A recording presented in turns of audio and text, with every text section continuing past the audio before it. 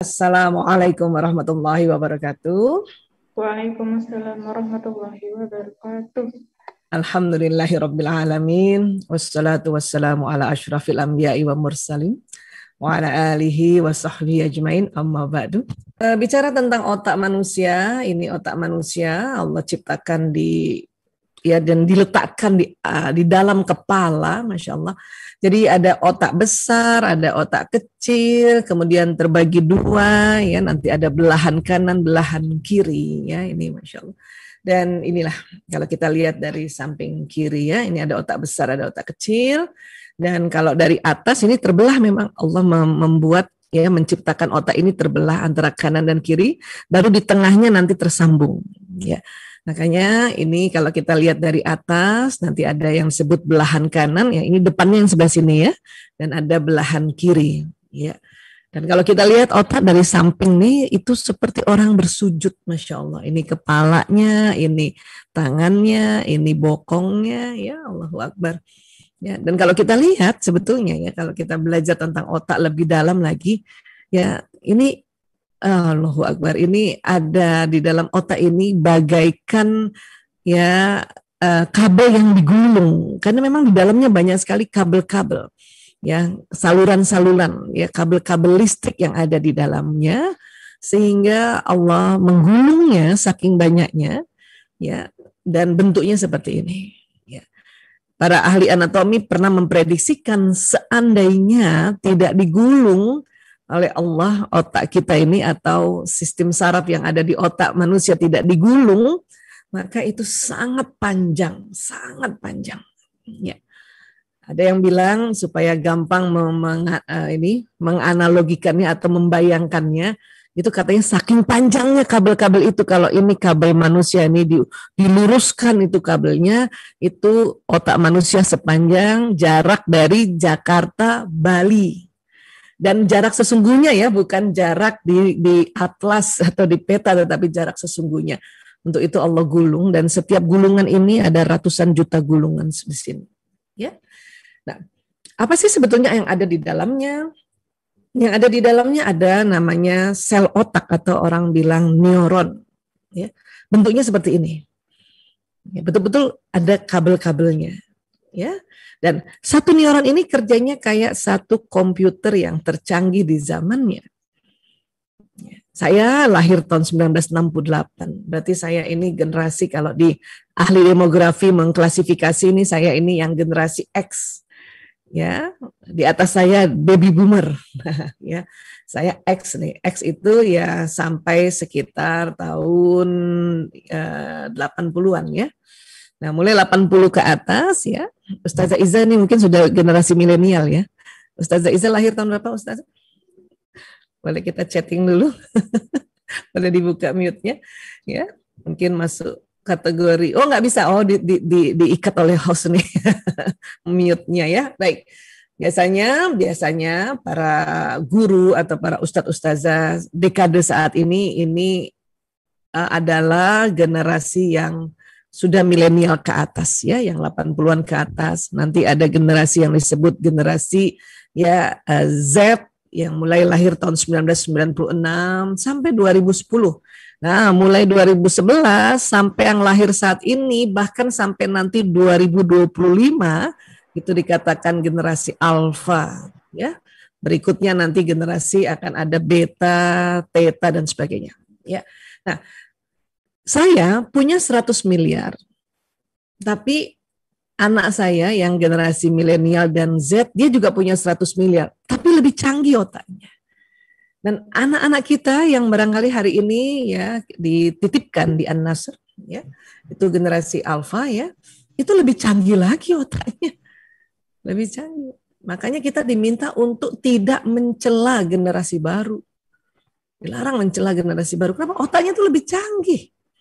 Lebih canggih. Kalau mau tahu kecanggihannya kayak apa, ya kita lihat aja teknologinya. Dan teknologi yang ada sekarang itu belum produksi generasi alfa, belum.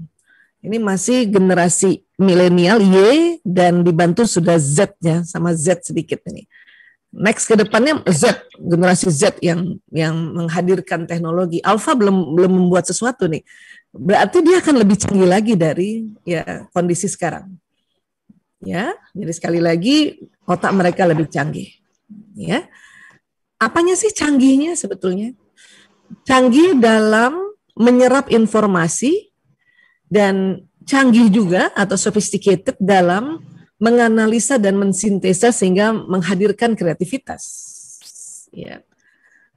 Nah, ini yang harus kita sadari bersama, maka ya diharapkan sebelum mereka menjalin atau menghadirkan sebuah kreativitas teknologi untuk dunia ini, dalam otaknya ini harus ada sambungan ya Al-Qur'an dan Al-Hadis. Supaya apa? Supaya apa yang nanti dihadirkan dalam sebuah teknologi itu betul-betul basicnya adalah basic tuntunan ilahiyah. Ya. 100 miliar itu berarti berarti ada 100 miliar komputer di otak manusia masing-masing. Ya. Apa yang terjadi sebetulnya di dalam otak? Dia akan terjadi koneksi-koneksi atau sambungan. Ya, ibarat ini satu laptop ya barangkali ya, akan tersambung dengan laptop lain lewat mana? Lewat kabel-kabel yang ada di sini nih. Ya. Jadi akan terjadi kondisi seperti ini, koneksi neuron di sinaps di kabel-kabel. Ya, ini baru satu kabel ini. Padahal satu neuron tadi itu potensinya 20.000 kabel tersambung. Ada 100 miliar, banyak itu 100 miliar. Ahli anatomi pernah memprediksikan 100 miliar itu belum semuanya tersambung. Pun usia kita di usia sampai dipanjangkan sampai 100 tahun. Nggak semuanya tersambung, Masya Allah. Berarti masih banyak potensi sebetulnya ya di otak kita. Ya, nah. Kemudian waktu terjadi sambungan atau koneksi itu apa yang terjadi? Ya. Nah, ini dia antara kabel dengan kabel dia akan berdekatan, ya berdekatan. Nah, ini tersambung. Tapi tersambungnya tidak menempel secara fisik. Dia tidak menempel secara fisik. Apa yang terjadi? Allah menciptakan zat-zat kimia yang nanti keluar dari ujung-ujungnya. Ini biasanya kita sebutnya neurotransmitter. Ya, ini mohon izin ayah bunda, para bapak ibu guru, kita terpaksa bicara tentang tubuh manusia nih, harus. Kenapa? Apalagi tentang otak, karena ini yang mau diisi. Ya, jadi mohon izin ini kita belajar biologi kembali ya, insyaallah. Jadi ini keluar sambungannya. Nah, di sini nanti yang membedakan antara anak satu dengan anak yang lain. Sekolah sama di An-Nasr. Ya, gurunya sama. Kelasnya sama. Tapi ya pada saat menempelnya atau terrekam informasi dalam sebuah pelajaran beda-beda. Kenapa? Pengaruh dari neurotransmitter. Ya. Apa yang nanti mempengaruhi sebetulnya? Tentu gizi, nutrisi. Ya, inilah makanya mengapa makan minumnya ananda kita ini, keluarga kita diminta halalan thayyiban. Ya, agar apa? Agar sambungannya ini halal dan thayyib, halal dan baik. Ya. Rezeki yang tidak halal kemudian kita kasih makan anak keluarga kita, hati-hati sambungannya nih. Sambungan yang tidak bagus. Ya. Anak saya sudah halal nih, rezeki saya sudah thayyib, tapi kok dia ya susah banget ngingetnya ya. Nah, itu ada tambahannya lagi. Sudah bagus ya, rezekinya sudah halalan thayyib, nutrisinya sudah halalan dan thayyib ya. Tapi apa yang juga nanti mempengaruhi sambungan ini ya? Emosi. Pada saat seseorang menerima informasi masuk di otaknya dengan emosi yang intens, emosi yang kuat, maka ya dia tersambungnya kuat dan ya cepat diingat. Ya. Nah, emosi intens ini maksudnya apa? Emosi intens ini bisa yang positif, bisa yang negatif. Kalau anak diajarkan dengan cara yang sangat gembira atau menyenangkan, itu langsung ingat itu, gampang banget ingatnya. Ya. Tapi juga ya pada saat memori-memori ini ya dia hadapi ya atau dia terima dengan emosi yang negatif, dia ingat terus. Ya. Bagus dong kalau gitu kita kasih emosi negatif supaya dia ingat terus. Iya, tapi yang diingat adalah peristiwa negatifnya. Yang bahayanya adalah nanti dia trauma. Ya. Kita sampaikan Al-Quran dan hadis dengan dengan emosi yang negatif, dengan kekerasan dan kekasaran. Ya. Yang diingat adalah cara disampaikan dengan kekerasan dan kekasarannya, bukan isi dari Qurannya yang dia ingat. Yang bahaya adalah kalau emosi intensnya adalah negatif, maka dia trauma untuk dia mau baca Quran lagi. Itu yang bahaya itu, nauzubillah min dzalik. Ya. Makanya tadi saya dengar di An-Nasr Islamic School ini disampaikannya, pelajaran disampaikan dengan sangat-sangat menyenangkan, Masya Allah. Pertahankan itu. Ya, tentu kita diminta para guru, diminta dewan guru, diminta untuk kreatif lagi, menenangkan diri lagi. Para dewan guru ini harus sebelum memberikan sharing ilmunya harus tenangkan diri, disitulah doa tenangkan diri, luruskan lagi niat, disitulah nanti akan terjadi kreativitas di otak para dewan guru ini untuk menyampaikan. Tapi saat ini pandemi, bukan hanya dewan guru yang diminta untuk kreatif, tetapi kita juga ayah bunda, abi umi, papa mama, diminta untuk, makanya disuruh tenang juga, tenang, ya. Nah, ini keluarnya ini zat kimia ini sangat cepat, maka juga nanti terjadi peristiwa fisika tuh, seperti ini. Ya, inilah kalau mungkin ayah bunda pernah dengar ada informasi bahwa kalau kita membentak anak, menghardik anak, listriknya itu jadi keluarnya tidak teratur. Makanya ada istilahnya koslet, otaknya koslet. Ya, itu betul-betul karena terjadi loncatan listrik. Ya, terjadi loncatan listrik, maka kita diminta untuk senantiasa kita ikhtiar berupaya untuk menyampaikan dengan kelembutan, karena memang akan terjadi listrik yang luar biasa di otak ini. Ya, ini baru satu nih. Ya, baru satu. Ini bayangkan dalam 1 detik 2 juta informasi masuk di otak manusia, berarti ada 2 juta sambungan 1 detik. Dari mana tangkapnya? Dari mata, penglihatan, dari telinga, pendengaran, dari penghiduan. Ini hidung kan kadang-kadang kita lagi duduk begini saja, berbagai macam wangi atau aroma kita tangkap. Kemudian dari apa? Kulit nih, kulit. Permukaan kulit ini menangkap, termasuk sinyal-sinyal yang seliweran yang kita nggak lihat. Itu tertangkap oleh permukaan kulit manusia dan itu masuk di otak kita.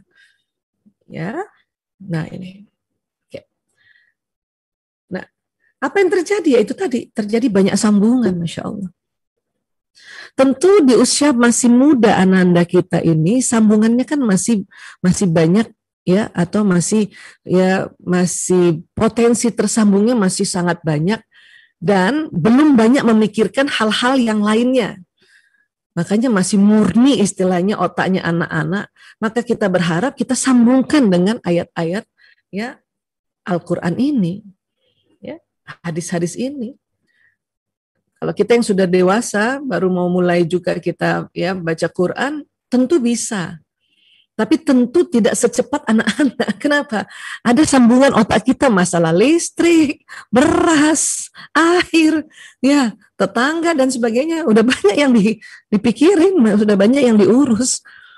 Maka mumpung anak-anak masih muda usianya, ini perlu disambung-sambungin. Namun jangan salah potensi otak kita nih masih bisa menghafal Quran di usia berapapun. Saya termasuk orang yang sedang selantiasa berusaha terus di usia-usia kini. Kenapa? Karena waktu masih kecil itu belum ada metode-metode untuk hafal Quran yang cepat itu. Kalau juz 30 itu insya Allah Kenapa? Karena dulu saya alhamdulillah saya sekolah juga di sekolah Islam di Al-Azhar waktu SMP dan SMA, dan sekolah Islam masih sangat sedikit saat itu, Masya Allah. Saya bersyukur banget, makanya saya merasakan kalau ada anak-anak yang masuk sekolah Islam dari kecilnya, dari masih usia-usia dininya, itu ya Allah. Luar biasa, keren banget itu. Saya kalau disuruh milih, kalau disuruh ulang, kalau kamu disuruh ulang, pernah anak saya tanya sama saya yang bungsu, Ibu kalau disuruh ulang menjadi kecil, Ibu mau apa? Saya mau masuk sekolah hafiz Quran, saya bilang. Wah, anak saya sampai kaget. Yang iyalah. Karena zaman ibu dulu belum ada tuh metodologi yang cepat banget. Ya, waktu Iqra saja kita udah saya sudah kuliah baru ada metode Iqra yang dengan cepat. Kita dulu betul-betul ya, alhamdulillah juga ya, bersyukur juga masih ada ya cara-cara zaman dulu, tapi sekarang luar biasa. Ya. Nah, usia-usia kayak gini kita tetap berusaha lah. Walaupun tidak secepat ananda kita yang usianya lebih muda, karena kita banyak yang kita pikirin, ini sambungannya banyak. Ya, nah. Kemudian dalam proses sambungan otak ini, kalau kita lihat ya, ini kalau tadi kan bergerak, ini sekarang kita nggak gerakin. Ada yang tebal, ada yang tipis. Ya. Kalau yang tipis ini berarti sambungannya baru. Kalau yang tebal berarti sambungannya sudah diulang-ulang. Diulang-ulang. Ya. Makanya untuk menjadi pintar, jadi pintar dalam definisi ya tinjauan neuroscience adalah mengulang-ulang sesuatu informasi itu akan jadi pintar. Anak saya pernah bilang, Bu, aku nggak pintar matematika. Diulang-ulang aja nak pelajarannya, nak nanti pintar. Oh gitu Bu, iya. Ya sudah, ulang-ulang saja. Ya, ulang-ulang saja, ulang-ulang. Nah, kalau yang kita berusaha menyambungkan tali-tali yang lain, ini apa konsepnya? Ini cerdas. Cerdas ini adalah berupaya untuk ya mempelajari hal yang baru, melihat hal yang baru, mendengarkan hal yang baru, merasakan hal yang baru, itu namanya cerdas. Kenapa? Otak akan tersambung. Ya. Anak kita baca Quran. Setiap ayat yang dia sudah kenal atau dia sudah baca itu akan tersambung. Kemudian dia ulang-ulang, dia repetisi dengan ayat yang sama, itu akan tebal. Ya.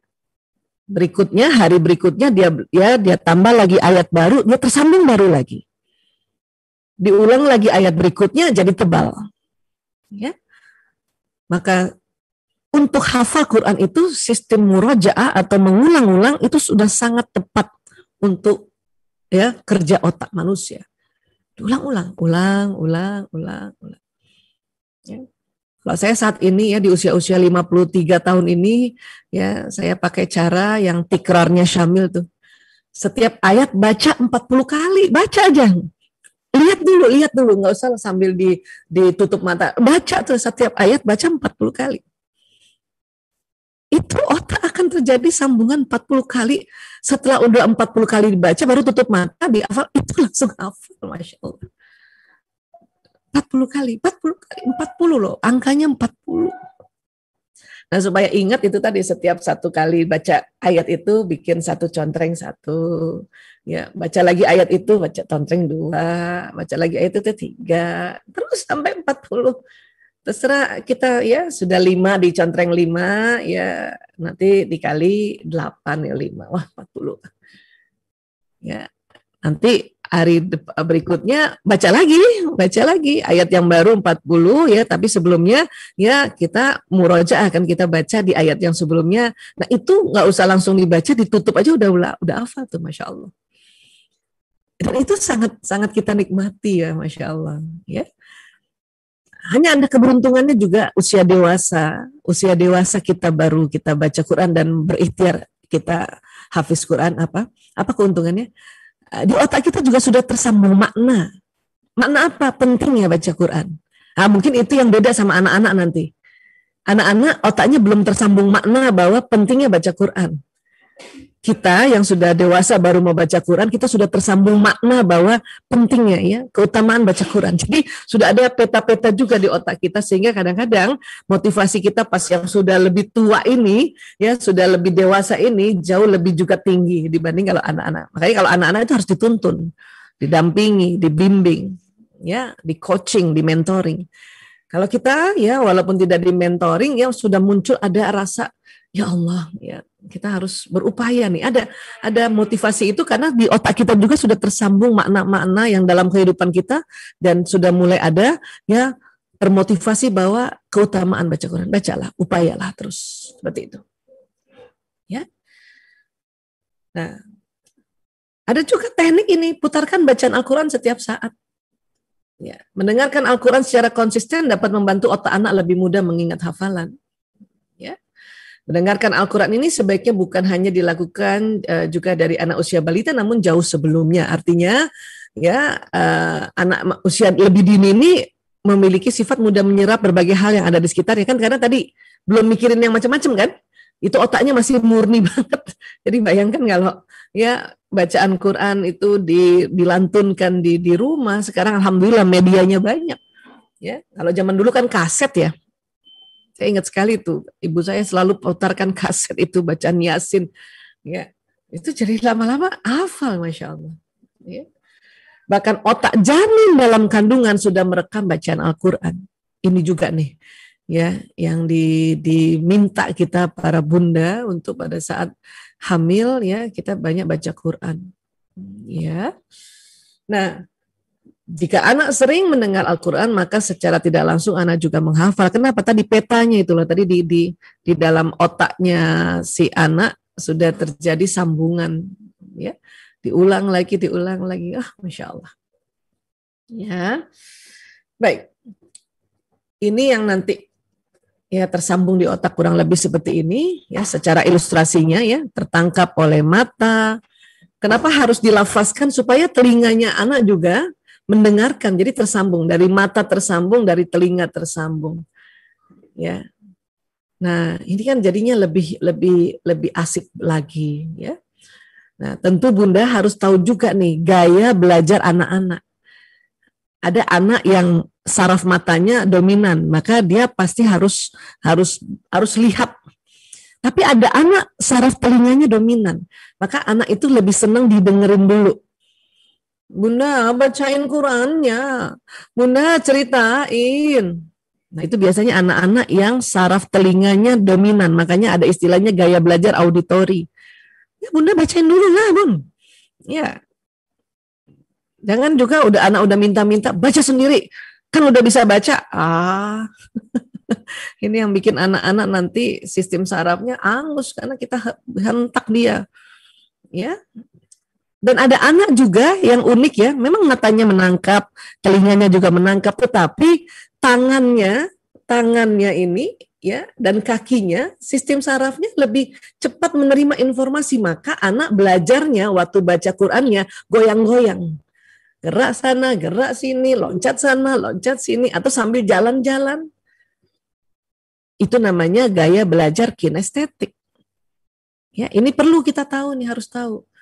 Karena kasihan anak yang gaya belajarnya kinestetik, yang sarafnya di tangannya itu lebih dominan, pada saat dia gerak-gerak waktu baca Quran ya, atau mungkin minimal Qurannya itu ditunjuk pakai telunjuknya gitu, ya. Terus kita larang dia. Nah, itu yang bahaya itu nanti ya lebih susah lagi nanti dia menyerapnya. Nah, ini namanya gaya belajar kinestetik. Ya nggak usah dimarahin, Bun. Ada anak memang harus jalan-jalan. Saya pernah, alhamdulillah waktu itu ayah saya ajak saya ke Mesir ya. Saya perhatikan itu para ulama-ulama, ada yang ngafalin Quran itu sambil jalan, bolak-balik. Untung waktu itu ada sedikitlah ilmu tentang, itu namanya gaya belajar kinestetik. Itu tuh yang kinestetik tuh. Para ulamanya itu jalan kanan kiri. Ada yang duduk tenang, bahkan nggak berbunyi, matanya aja lihat. Itu yang visual tuh. Ya, ada yang suruh temennya, dia dengerin temennya qiraat gitu. Ya. Baru dia mulai ulang. Itu yang auditori itu. Ya. Nah, seperti ini pun kita sudah harus mulai menghormati cara-cara ya sistem saraf atau indera-indera menangkap informasi ini. Ya. Baik, nah sekarang ya. Otak manusia ini nanti pesan yang sudah masuk dalam otak lewat mata, telinga, ucapan, penghidupan dan gerakan ya, itu lewat apa Bu Aisyah? Lewat sistem saraf. Nah, sistem saraf ini yang ada namanya sistem saraf pusat. Pusat itu terdiri dari otak dan yang jalan di tulang belakang. Itu ada kabel-kabel saraf di tulang belakang, makanya disebut sumsum tulang. Ini namanya sistem saraf pusat. Nanti dari tulang belakang juga jalan sistem-sistem saraf, kabel-kabel saraf ke seluruh tubuh. Ini namanya sistem saraf tepi atau perifer.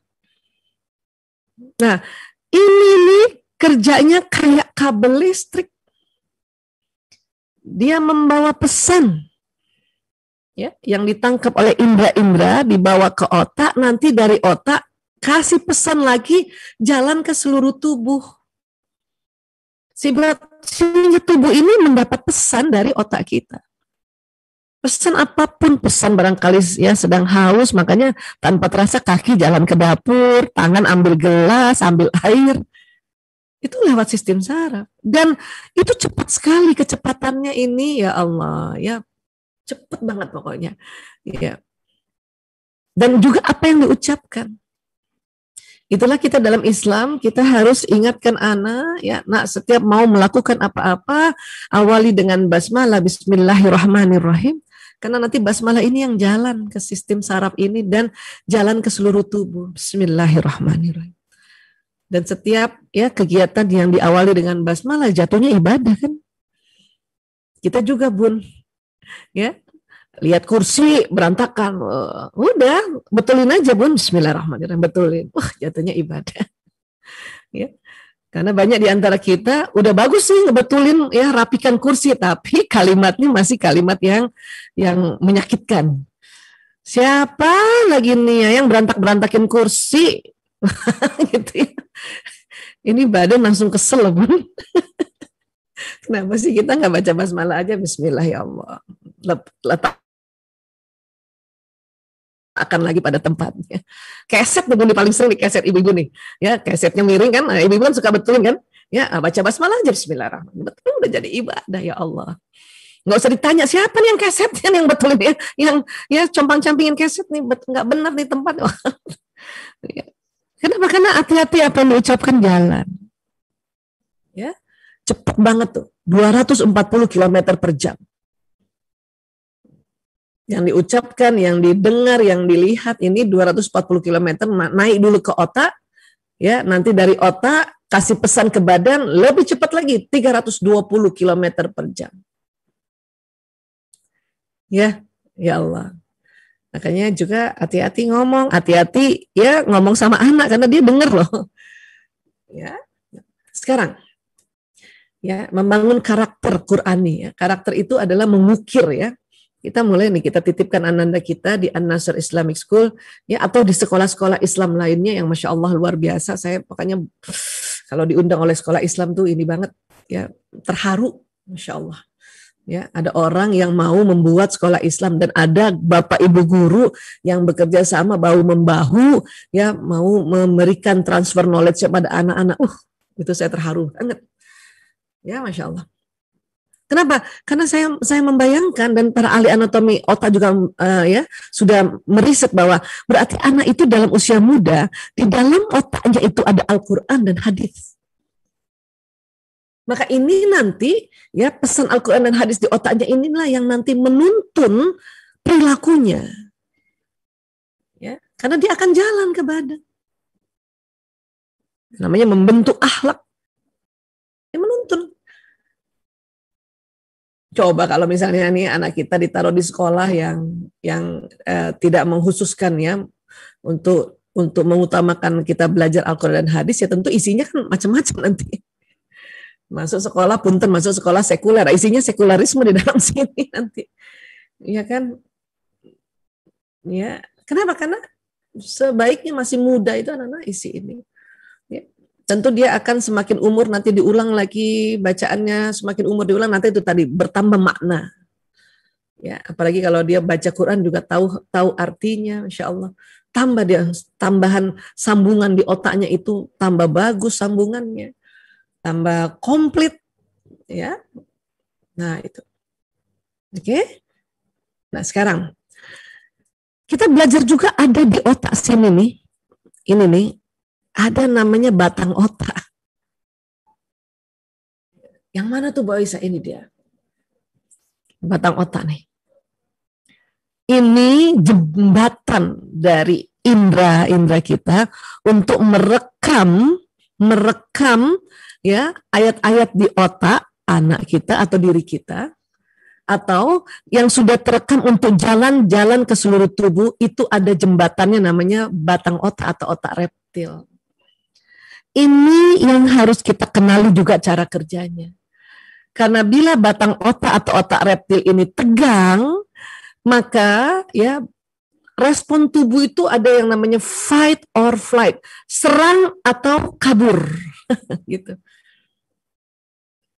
Jadi pelajaran nggak bisa masuk di otaknya, atau pelajaran yang sudah ada di otak nggak bisa keluar untuk masuk ke pesan itu ke seluruh tubuh, karena batang otak tegang.